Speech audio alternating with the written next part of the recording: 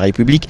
Depuis la ville de Lubumbashi, les grandes décisions vont être prises, les situations en général de sécurité vont être analysées. Et donc, le président de la République s'est déplacé avec la capitale, comme on le dit. Et chaque fois qu'il se déplace, il déplace avec tous les symboles du pouvoir ou des pouvoirs en République démocratique du Congo. Et pour vous tenir compagnie au cours de ces minutes qui nous sont imparties, nous avons Irène Ngombe pour les Swahili, Irène Ngombe de la radiothèque Mac Makolo, qui va nous accompagner dans cet exercice qui nous contraint de vous faire vivre en direct tous les grands événements qui ont lieu à travers la République et pourquoi pas ici dans le Katanga, ce conseil des ministres qui se tient dans cette partie du pays qu'on appelle la ville que préfère Lubumbashi. Giscard Kosema, bonjour. Bonjour Edi Tchala. Giscard Kosema, vous le savez, il est toujours avec nous en pareille circonstance. Je vous disais tantôt qu'il va nous donner quelques informations sur le président de la République qui ne s'est pas reposé depuis le matin. Une soirée intense, une matinée très intense encore. Il va quitter là-bas dans quelques instants. Il va arriver ici pour le début du Conseil des ministres. Qu'est-ce qu'on retient en résumé du séjour du président à Lubumbashi? Un séjour très occupé. Ce vendredi 18 avril 2025, le président de la République entame son deuxième jour de mission d'itinérance ici à Lubumbashi, chef-lieu de la province du Haut-Katanga. La journée elle est trop chargée comme celle d'hier d'ailleurs. Comme la sécurité reste la priorité des priorités, le président de la République a commencé sa journée par une importante réunion du Conseil provincial de sécurité. Toutes les autorités civiles et militaires qui sont concernées par cette instance de sécurité s'est réunie autour du président de la République à sa résidence et aussitôt après il a commencé une série d'audiences comme il l'a toujours fait avec des officiels et quelques notabilités locales. Alors comme on le sent dans ces décors ici au gouvernorat de la province, le président de la République va réunir le gouvernement pour la 40e réunion du gouvernement Judith Suminwa, le gouvernement central. Donc tout partira d'ici et comme on sait le voir d'ailleurs, la salle qui va abriter cette réunion du gouvernement est déjà prête, vous le constatez avec nous. Par ailleurs, les membres du gouvernement sont là, Madame Judith Suminwa, la première ministre est là, tous les vice-premiers ministres sont là également, les ministres d'État, les ministres et les ministres délégués, les vice-ministres sont également présents ici à Lubumbashi pour cette réunion hebdomadaire du gouvernement. Et comme d'habitude, tout va commencer par la communication du président de la République aux membres du gouvernement et après cette communication du chef de l'État, le vice-premier ministre et ministre de l'Intérieur donne la situation générale sécuritaire du pays. Ça a toujours été comme cela. Et comme la santé reste aussi une des priorités, ce sera l'occasion pour le ministre de la Santé de donner la situation sanitaire de la République et puis d'autres ministres sectoriels. Donc voilà, Edi Tchala, ce que nous pouvons retenir. Donc le chef de l'État entame son deuxième jour de travail ici à Lubumbashi, chef-lieu de la province du Katanga. Giscard Kosema, on va avoir, s'il y a possibilité d'avoir quelques membres du gouvernement, on les aura certainement, mais vous devriez savoir, amis téléspectateurs de la radio-télévision nationale congolaise, que si les membres du gouvernement sont là pour le conseil des ministres, Giscard Kosema les a énumérés tout naturellement, mais il y a une cheville ouvrière au sein du conseil des ministres, c'est le secrétaire général du gouvernement qui participe au conseil des ministres sans voix délibérative, au même titre que le directeur de cabinet du président de la République qui participe au conseil des ministres sans voix délibérative. Mais j'ai parlé de la cheville ouvrière de ce conseil des ministres qui est le secrétaire général du gouvernement qui prépare bien entendu sous la coordination de la première ministre, qui prépare les conseils des ministres, qui partage les documents de travail, mais qui aussi à la fin fait les ébauches ou les résumés de ce qui a été dit au conseil des ministres. C'est un travail laborieux, un travail très méticuleux, très bien travaillé, surtout très bien réfléchi, une organisation très subtile, mais une organisation qui permet à la République de vivre, mais aussi de garder la coordination de l'action du gouvernement, surtout pérenniser cette mémoire institutionnelle du gouvernement du Conseil des ministres. Et je vous disais tantôt que pour vous faire vivre cette cérémonie ou vous faire vivre cette activité, nous allons avoir Irène Ngombe pour le Swahili pour vous expliquer un peu dans la langue du lieu, mais aussi la langue la plus parlée en République démocratique du Congo. En tout cas, Irène Ngombe résume-nous l'essentiel de notre présence sur ces lieux. Aksanti Edi Chala, tuko kwenye ofisi ama lupango ya ofisi ya liwali wa jimbo la Okatanga, na uko kutakuwa mkutano wa 14 wa halmashauri ya mawaziri.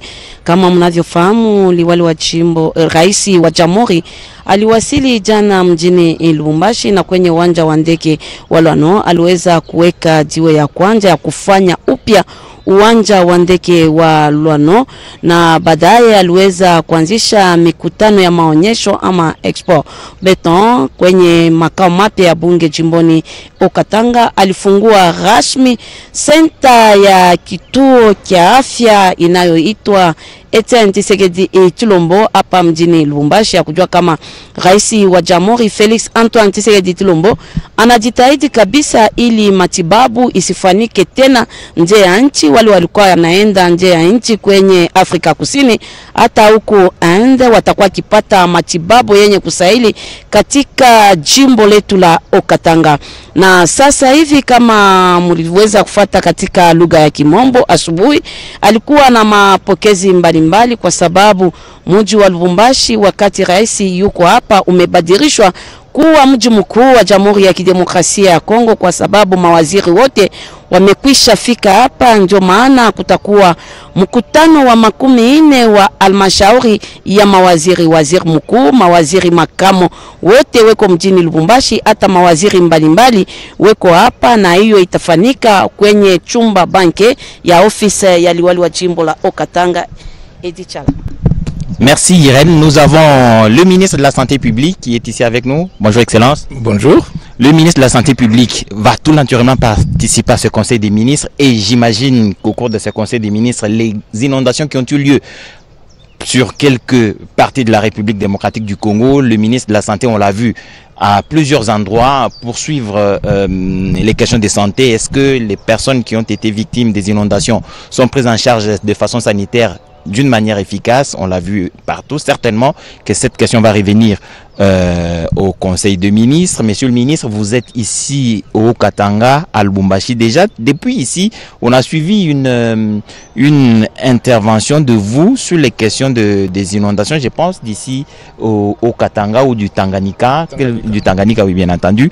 Les populations qui sont victimes de ces inondations peuvent être rassurées que ces questions de santé publique sont prises en charge pour éviter la propagation des maladies hydriques et des épidémies qui peuvent en découler. Merci beaucoup. C'est clair que notre intervention à nous n'est pas holistique. Nous n'intervenons pas sur tous les aspects de la crise humanitaire, parce que vous savez que la crise humanitaire, bien entendu, elle débouche sur des problèmes de santé publique, mais débouche aussi sur les délocalisations, et débouche aussi sur le manque d'habits, et débouche aussi sur le manque d'aliments, et débouche sur beaucoup de facteurs.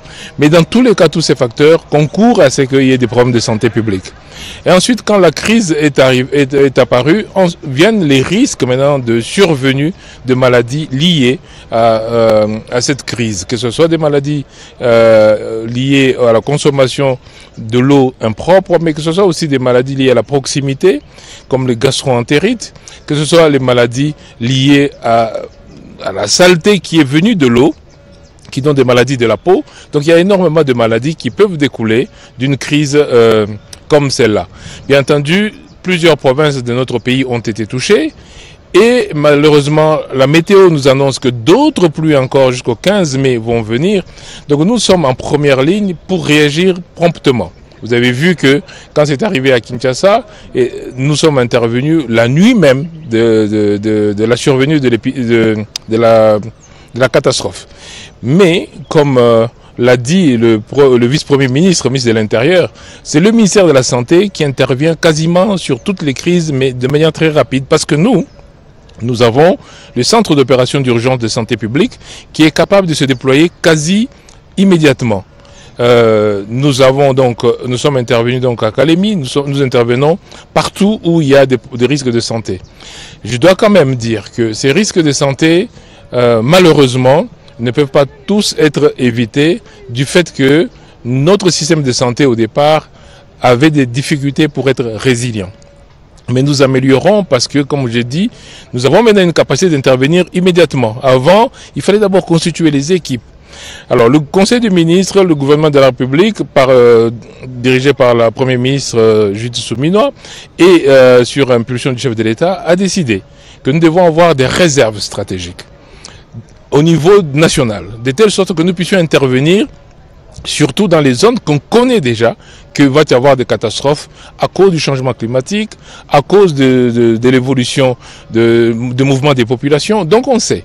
Et donc nous positionnons des réserves stratégiques pour intervenir partout promptement. Merci beaucoup, Excellence. Nous allons vous libérer. Les informations sont importantes. Nous allons prendre le vice-premier ministre. Oui, merci. Merci, Excellence, Monsieur le ministre. Nous allons prendre le vice-premier ministre, ministre de l'Intérieur, avec qui nous allons aborder ces différentes questions dans le domaine de sécurité, bien entendu, sécurité publique, ici à Lubumbashi, dans le Grand Katanga, mais aussi en République démocratique du Congo. C'est pas tous les jours qu'on a le vice-premier ministre, ministre en charge de l'Intérieur. Bonjour, Excellence. Bonjour à vos auditeurs. Merci, Excellence. Vous avez participé à la réunion du Conseil de sécurité ici, dirigée par le président de la République. Qu'est-ce que vous pensez que la population peut retenir de cette réunion de sécurité? Principalement qu'il s'est tenu une réunion de conseil dirigée par le président de la République, commandant suprême des forces armées congolaises, et qu'au cours de cette réunion, le chef de l'État a eu l'opportunité de recevoir le rapport des différents services, du gouverneur principalement, et des différents services qui ont en charge la sécurité des personnes et du territoire. Ils lui ont fait l'état des lieux, et qui peut se résumer dans ce sens que la province est dans un état sécuritaire relativement calme, mais c'est vrai qu'il y a certaines activités et présences d'insécurité dans certains territoires avec certains groupes armés. Et les forces de sécurité sont sur ces dossiers-là, en phase de neutraliser ces différents groupes. Il y a aussi la situation du banditisme urbain, la criminalité urbaine, qui a déjà eu l'avantage dans la province du Haut-Katanga de bénéficier de l'appui du gouvernement central avec l'opération il y a une semaine et quelques jours, mais aussi la nouvelle gouvernance sécuritaire avec la formation pour les différents territoriaux dans cette nouvelle gouvernance à travers les comités locaux et le comité provincial de sécurité. Donc tout cela a été relaté au président de la République, avec aussi la présence des responsables des forces armées congolaises de la région et de la zone. Et tout ce tableau a permis au chef de l'État, commandant suprême, de donner des instructions précises sur certaines problématiques et sur certains domaines. Donc je crois que c'est à la satisfaction de la province et de la République. Excellence, Monsieur le ministre, vous avez lancé tout récemment la construction des différents les postes de police. Ça n'a pas existé auparavant, une 80aine, quelque chose, ça c'est à Kinshasa. Est-ce que à Kinshasa vous avez les moyens disponibles pour les faire? Est-ce que vous pensez les étendre aussi en province? Parce qu'en tout cas, il faut avouer que notre police n'est pas toujours dans les locaux appropriés.